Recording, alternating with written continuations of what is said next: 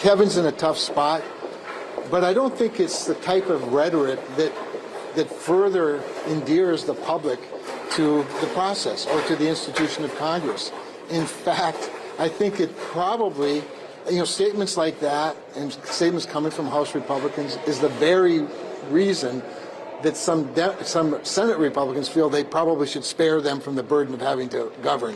Probably should spare them from the burden of having to govern. My God, when even Republicans start acknowledging that Republicans are incapable of governing, it may just be time for a look inward. This is Republican Senator Kevin Cramer taking a not-so-subtle swipe at the guy hoping to become the next Speaker of the House, Kevin McCarthy.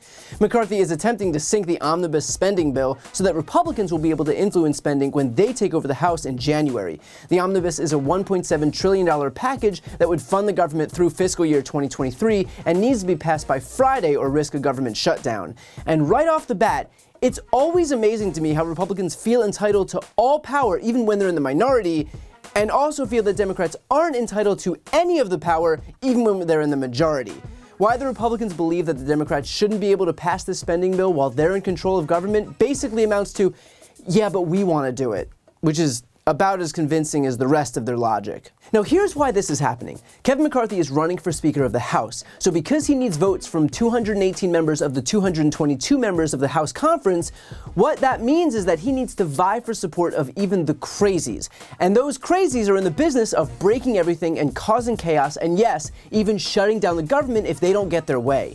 Those are the people who McCarthy is pandering to right now. And so those people, who amount to 13 current and incoming Republicans, wrote a letter threatening current Republican senators who dare vote in favor of the omnibus, writing, "We are obliged to inform you that if any omnibus passes in the remaining days of this Congress, we will oppose and whip opposition to any legislative priority of those senators who vote for this bill, including the Republican leader."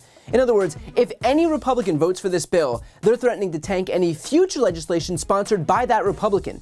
And McCarthy, in all of his spineless glory, tweeted, "Agreed, except no need to whip. When I'm Speaker, their bills will be dead on arrival in the House if this nearly $2 trillion monstrosity is allowed to move forward over our objections and the will of the American people." Meaning that he's taking it a step further and won't even allow a Republican's bill to go up for a vote if that Republican votes on this budget.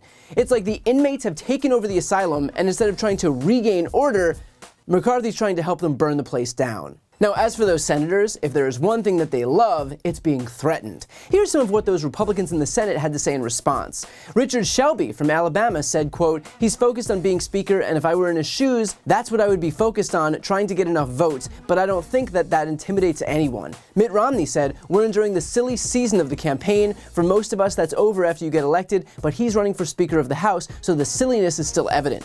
John Cornyn said, "If you're in the minority, you can complain all you want, but there's nothing you can do to change it." And John Thune said they've got their own issues that they've got to work through their way, but I think here in the Senate, that's probably not going to have a big impact on vote count. So yeah, if what you were looking for from Kevin McCarthy was strength, you're looking at the wrong guy. I mean, seriously, the extent to which Kevin McCarthy is weak is effectively the theme of Washington, D.C. right now. This is a guy who spent the last few weeks pandering to Marjorie Taylor Greene. That's how desperate he is for votes.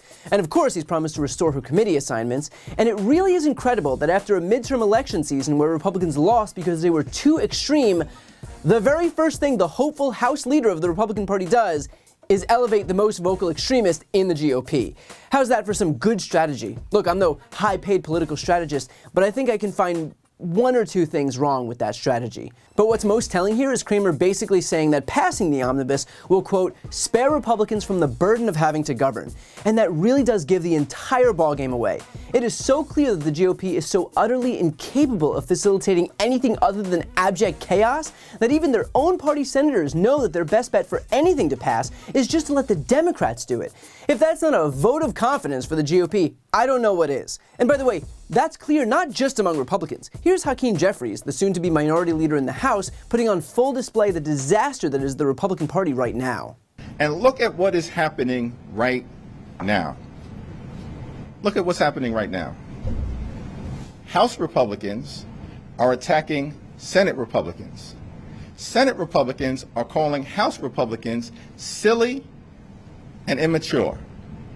The leadership situation is in chaos.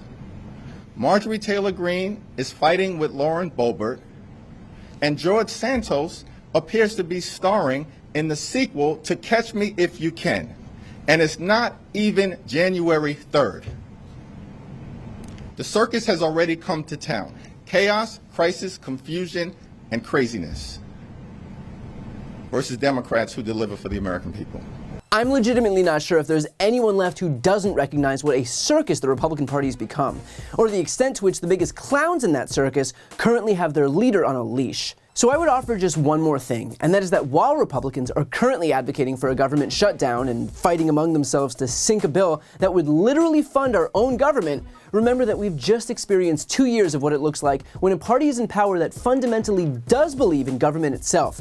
We were able to fund efforts to combat climate change, to lower the cost of prescription drugs and cap out-of-pocket costs for seniors, to pass gun safety legislation for the first time in 3 decades, to upgrade our nation's crumbling infrastructure, to usher in the future of renewable manufacturing right here in the United States, to fund healthcare for veterans, to make the rich pay their fair share, to begin the process of removing cannabis from the list of Schedule I drugs, all while adding 10.5 million jobs and keeping the unemployment rate near a 50-year low. This isn't an accident. This is what happens when you have a party in power that doesn't try to destroy the very government that it's attempting to run.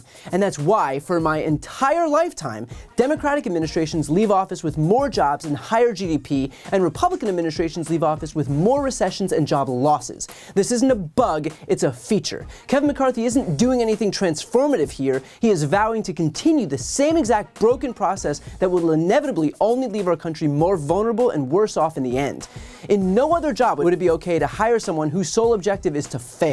That's what's happening right now with the Republicans preparing to take the House. And look, while I know that there's nothing we can do until the next election as far as the House is concerned, it's still important to recognize this is the circus that you sign up for when you cast a ballot for Republicans. It's happening before our very eyes. So if you're tired of government being broken, it's being made abundantly clear at this very moment exactly who's responsible for breaking it.